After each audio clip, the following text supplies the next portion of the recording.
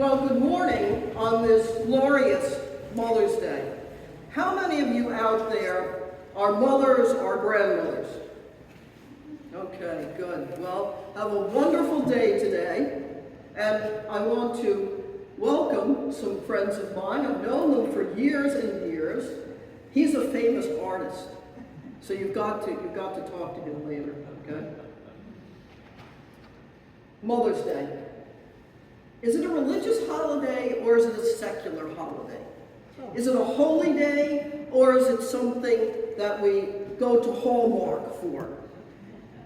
Well, the history of Mother's Day is really kind of interesting, and most people don't know about it. Think back to the Civil War in this country.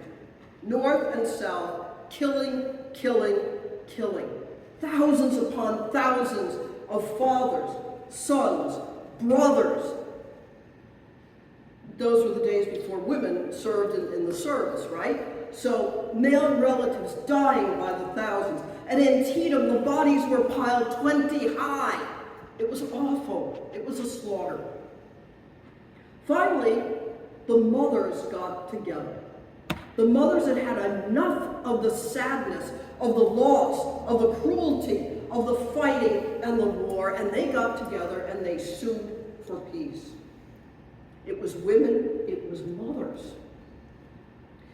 Many of you may remember the Troubles in Ireland, in Northern Ireland primarily. Protestants and Roman Catholics fighting for years and years and years. Jerry Adams is a friend of mine, shot 9 times. 9 times.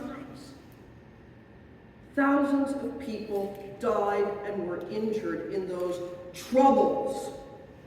And then 2 mothers, a Roman Catholic mother and a Protestant mother, said, we've had enough of this, enough of the violence. And they got together and they sued for peace. That was the beginning of what ended in the Good Friday Agreement, and right now, that's a very tenuous agreement once again. So it's mothers who often come to the fore to stop the violence. That is essentially secular, or isn't it? Is it? Of course, as Episcopalians, we don't talk about or think about too much about the ever-blessed Virgin Mary. Jesus had a mother. It's a rather odd paradigm, a rather strange archetype that a virgin is also a mother. And yet we believe in this miracle. And she was very influential in Jesus' life, wasn't she? After the birth, we don't hear anything about Joseph. Where did Joseph go? He was probably much older than her. He probably died. But she brought him up. And you'll remember the story of Jesus at the wedding at Cana. They run out of wine. Don't worry, we won't run out of wine today. So his mother says to the servants, go, take him the water, he'll take care of this. And sometimes he's not very nice to her. He says, woman, what have you to do with me? But he does it anyway. My son, the miracle worker. Remember when he's a little bit younger, they go to Jerusalem for the Passover. And he goes off and he's talking, we're told he's talking to the scholars and the priests in the temple. They leave, they're going home, the whole family is walking out of town. They get miles away, and Mary turns around and says, where is he? Today, we would worry that our child has been snatched. What happened to him? They go back, they find him. Can you imagine what she probably said to him? She probably gave him a couple of smacks and said, don't you ever do that again to me, Jesus. So Jesus had a mother who was very influential in his life. And there she is at the foot of the cross. Can you imagine seeing your child going through that? I can't. The canticle that we read today in place of the psalm was written by a woman in the Middle Ages. She was not, as far as we know, a mother. Her name was Julian of Norwich. She lived in Norwich, England. And she wanted, desired, absolutely needed to share in the sufferings of Christ. So she prayed and prayed to share in the sufferings of Christ and in those who were at the foot of his cross, his mother, Mary Magdalene, and others. Well, she became deathly ill. And for 3 days, she hovered between life and death. When she finally came out of this, she wrote her visions down. Jesus had appeared to her and said a lot of different things to her. But if you go back and read that canticle, she says that God is our mother in all things. One of the things that she said was that Jesus gives us spiritual birth out of his side. Remember, Jesus is on the cross. They thrust a sword into his side, and out comes blood and water. That sort of sounds like a natural birth, doesn't it? So she says that Jesus suffers all of the travails of labor and delivery to give us spiritual birth. Makes a lot of sense to me. When our former presiding bishop, the female presiding bishop, was consecrated, she said something about God and Jesus being our mother. Oh my goodness, she never heard the end of it.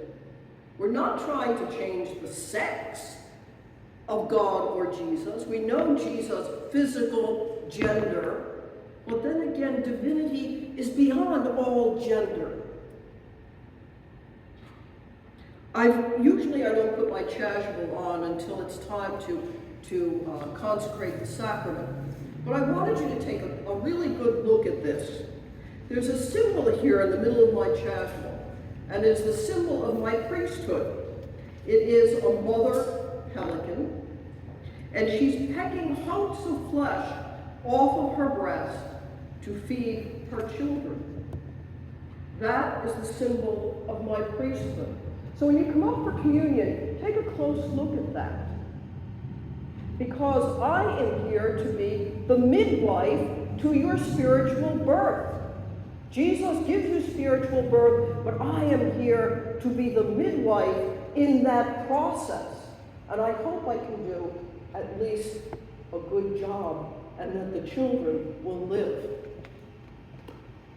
And speaking of living children, we're having such a controversy now in America, and I'm not being political. This is a spiritual statement about abortion. So many women have come to me. I usually have confession during Holy Week, and so many women have come to me and confessed that at some point in their life, they had an abortion. There's reasons for that. I totally agree that there are reasons for that.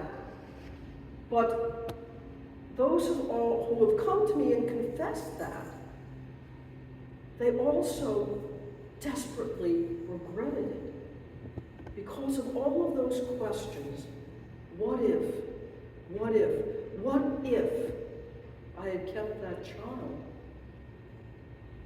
And so it's not just a political question about women's rights. That's what I'm trying to say to you. It's also a deeply spiritual matter about souls and the creation of life and its sacredness, and what it does to us if we disregard that. So please don't accuse me of getting political. And so on this Mother's Day, I just want to go back and revisit these women who have come to the fore and sued for peace. This is a powerful thing that mothers and women can still do. And we need to claim that and reclaim that power that we have for peace and love and reconciliation. Have a joyful day. Amen.